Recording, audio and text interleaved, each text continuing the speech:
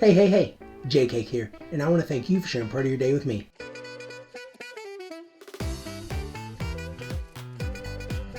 Well, the excitement of the regular season is over, and now we are hitting a whole new level of excitement and tension, anxiety, anticipation, guessing, praying, all that good stuff as we head into the playoffs. It is really nice and relieving to be able to talk to you all about playoffs because, as we've talked about, some of these teams, they were lowly or they were one of the top teams and they had huge falls.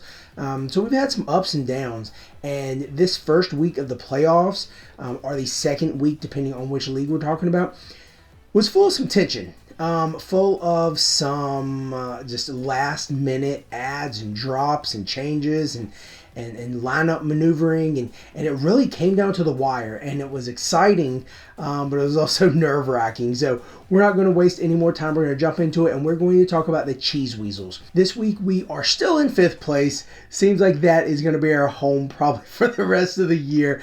We have 107.5 points.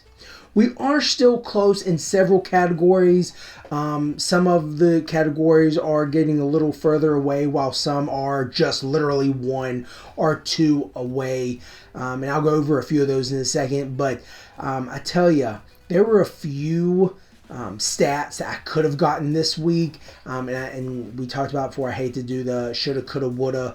But man, Camilo Duvall, Lang, Finnegan, and Woodruff, all of those guys could have either gotten me saves or wins had they either pitched a clean inning or had some help from their bullpen. So all of those would have either gotten me to the next level or at least gotten me more points in the standings. But again, not necessarily into the shoulda, coulda, woulda, but just difficult to look and say, we're that close to getting certain stats or certain points or advancement in certain categories. Some of the categories where we are close include home runs, where we are 2 away from the next person. RBIs, we're 15 away, so we're slacking a little bit. Stolen bases, we are 11 away, so again, slacking a little bit. We are 6 walks away. We have 1 win separating us from the top person and 4 saves. The adds and drops for this week were pretty short. I added Ke'Bryan Hayes, who's been on a tear lately, and Kyle Finnegan, and dropped Adbert Alzolay and Jeimer Candelario. Next, we're going to move on over to ESPN, where we're going to talk about Russell My Jim Jams. Now, we were playing a higher-ranked team this week, and we ended up winning 9 categories to 5 categories to 2 categories. This means we'll be facing a lower-ranked team this week. I don't know how those brackets work, but in any case, we picked up another win. So that was pretty nice. There were no crazy performances by anyone, because really everyone did play well. It was just an overall even contribution from the entire team.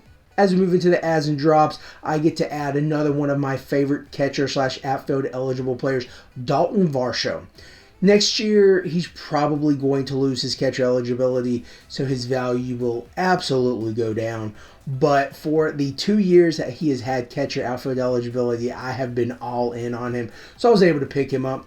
I also picked up Kenta Maeda and Lane Thomas. And I dropped Brandon Williamson, Kenta Maeda, Jeimer Candelario, and Jordan Hicks. And we're going to move to the Peach Creek Purgatory team. This week, we did complete our 2-week playoff consolation bracket matchup with the only other team that was as bad as us, and I told you we were almost doubling their score. Well, they did end up making it a little bit closer. I won 1,766 to 972. Going into next year, I do feel very confident. I feel like this league is going to be one, I'm not going to say I'm going to win, but I think I'm going to put forth a better effort and have more wins than the 4 we had this year. The guys that helped me most to this big win included Matt Olson having 170 points, Ronald Acuna having 149 points, Trey Turner with 126, and finally Corey Seager with 133. Now we're going to move to the adds and drops. These were some of the guys that not only were going to make it competitive for this upcoming week, but guys I thought maybe I could keep for next year since there are 40 keepers on this team. Good gosh. Travis d'Arnaud was one of the first ads I made this week because he had the doubleheader on Monday for the Braves. I also looked to add Alek Thomas because I think he's going to be an outfielder that the Diamondbacks are going to use moving forward. I also added Willie Castro because I wanted some backup and outfield and third and short, but also because I needed steals. And finally, Kenta Maeda. My drops included Trevor Williams because he had 3 straight games of negative points. That's very hard to do with all the positive potential points that a pitcher can get in this league. I also dropped Travis d'Arnaud, Anthony Rendon, and Dominic Smith. For the last 3 teams, South Harmon Institute of Technology, Funky Junkie Joker Monkeys, and Kent Murphy Dingers, I'm going to go in order from least to most stressful, anxious, nervous, whatever you want to call it, going into the Sunday, the last day of the matchup. We're going to start with the South Harmon Institute of Technology. That team was leading the entire week. As I talked about last week, I was ahead in all of the pitching categories and did finish ahead in all of the pitching categories and overall won the league, or won the matchup in the league, 11 categories to 4 categories to 3 categories. These next 2 weeks, I will be in the championship against the guy who won the division I was in.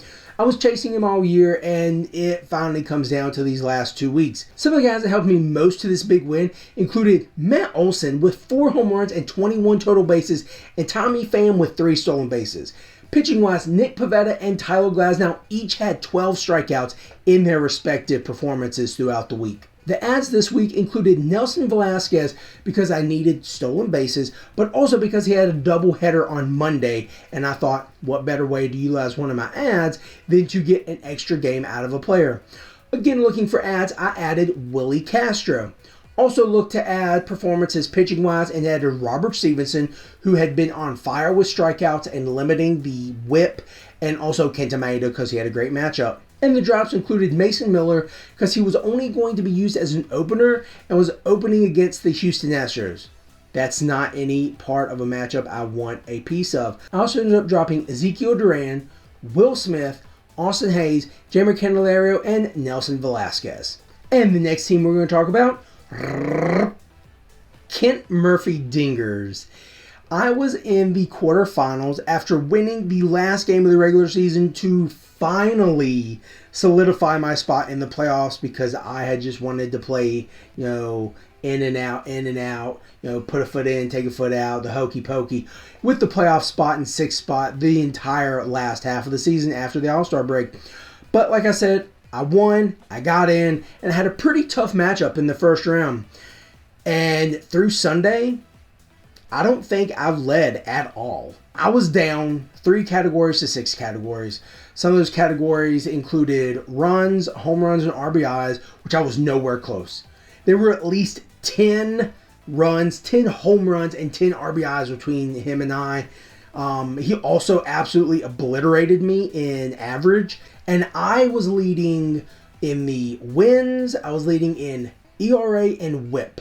3-6, he had everything else except for the stolen bases because we were tied. I started Jesus Luzardo against the Braves. I started Nick Pivetta against the Blue Jays. Gosh. I added Sean Manaea against the Rockies in Colorado. Ooh. And man, they did well for me. I was 14 strikeouts down going into Sunday, so I knew I needed some strikeouts. I also had Brandon Woodruff going for me. I felt very good with that matchup. So I had those 4 pitchers going in hopes of making up those 14 strikeouts. He had also added 2 more pitchers, one of them being Reed Detmers, who ended up not pitching, which helped me out, really, because he's a pretty high strikeout guy. I did have Jordan Wicks also potentially starting for me. If I was going to be winning the ERA and the WHIP, I wasn't going to start him because I didn't want to ruin my chances. I didn't need him because I was also leading in wins. So it came down to me feeling more comfortable after all of his guys were done, and the only category we were tied in was still stolen bases. I was leading 5 categories to 4 categories. He had the 4 offensive categories. I had the 5 pitching categories, but we were still tied with stolen bases. Now, I personally always like to err on the side of make sure I have extra, especially because of stat corrections. I usually like to anticipate stat correction hurting me. So, anyway, Tommy Pham was playing for the Diamondbacks in that game, and I believe it was like the 7th or 8th inning. He got me a stolen base. So I officially won 6-4. Now, there were no stat corrections on any of our teams, so I still would have won 5-4, but the point was I added that little extra and ended up winning 6-4. What a relief, guys. And my consolation prize is the guy who ended up winning our division. So, in the last 2 leagues I've talked about, the person I was chasing the entire year is going to be the person who either allows me to win the championship or get to the championships. Hoping to replicate some of these stats, the guys that helped me most included Matt Olson with his 4 home runs, and I had 7 guys with at least 4 RBIs.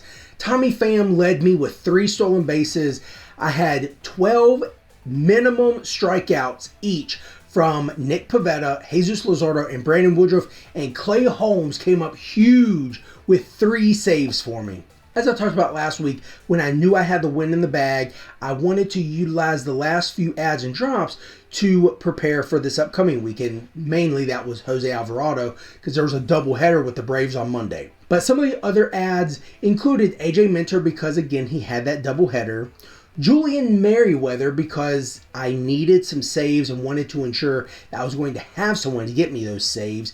And Adbert Alzolay went on the IL, and the Cubs have been pretty good as of late, so why not add him? I also added Kenta Maeda, Cal Quantrill, and Sean Manaea. And the last person I picked up was Tommy Pham, who obviously came up huge for me with those 3 steals. And the drops included AJ Minter, Jose Alvarado, Matt Brash, who I may very well look to add again, but we'll see, because again, I want to utilize these adds and drops as best I can, maybe close to the end of the week to see maybe where I'm lacking. Also, Cal Quantrill, Kenta Maeda, and Ian Happ. And so that leaves the last team to talk about being the Fantrax League, the Funky Junky Joker Monkeys. I was on a 9-game winning streak, and it was going to be heartbreaking to see that come to an end, but going into Sunday, I was down like 50, 60 points. It looked like it was going to happen. I did have 2 or 3 starting pitchers left, but he also had 2 or 3 starting pitchers left. I was like, dang, man. You could just cancel me out. So I had to make a few Hail Marys. And throughout the week, I was nervous overall because I didn't have the best matchups in my pitching. My cheat codes have been faltering a little bit. Either not having good matchups, just not pitching well, with being overworked or taxed, especially bullpen-wise, and of course just, being moved into the rotation so they could no longer be bulk relievers and they were actually counting for a start. So I had to think of some different ways to get points. So I did that with some of the adds and drops. I'll get to those in a minute. But before I get to the score and before I get to the adds and drops, I want to talk about some of the guys who did well for me. And that's big because I can't really name any one player. I had 6 guys that scored 30 or more points. And that's great. But most of the time I'm telling you how Acuna put 60 points up or Altuve put 50 or 60 points up. I remember saying Lourdes Gurriel put 40 or 50 points up one week. But I can't say that this week. Nobody scored above 38 points on my team. So what was I going to expect? If no one scores over 38 points in the week, I can't expect to win like that.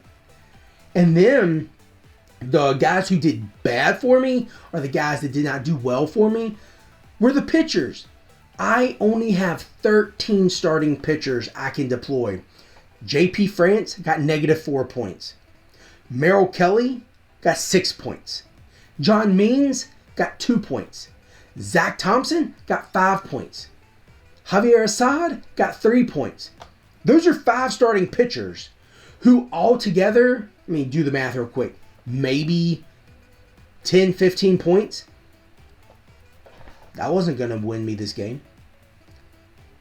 So, again, going into Sunday, I'm down 50, 60 points. Brandon Williamson got me 2 points. So how do you think the rest of this team did? How do you think this is going to turn out?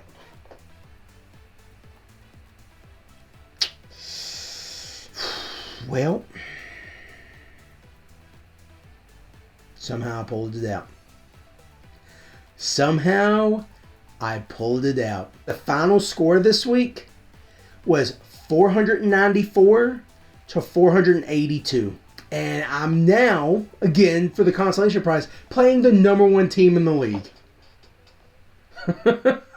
So all 3 of the leagues, I'm playing the number 1 guy, or the number 1 guy in our division. The adds and drops were absolutely huge for me, and I have to talk about them because, again, they won me this league, or excuse me, won me this week. I haven't won the league.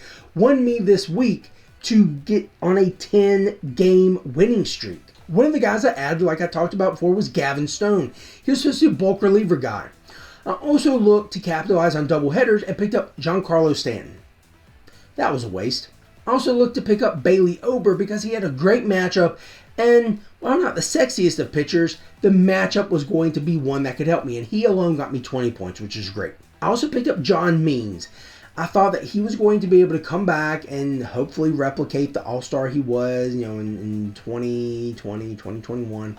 Well, it wasn't as sexy as I remembered it being. I say he only got me like 2 points, but it is what it is. I'm just glad he's back. And for the Orioles making the playoffs for the first time since 2016, good for them. I'm happy, even as a Yankees fan.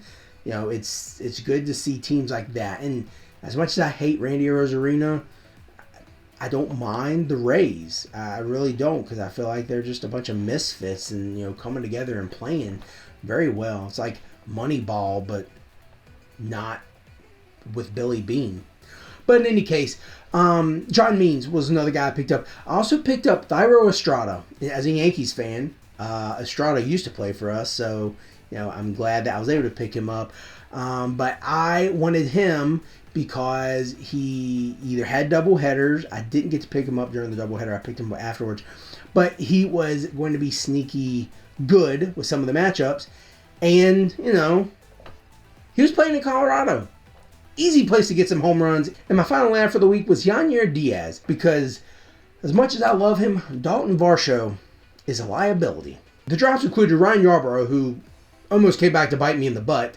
Had I kept him, I would have gotten points. But I also picked up someone who took his place, so it worked out for me. I had to drop Matt Stram. He just had not been doing well. He picked up a point or two here and there, but was giving up walks. I think he gave up first earned run in a while.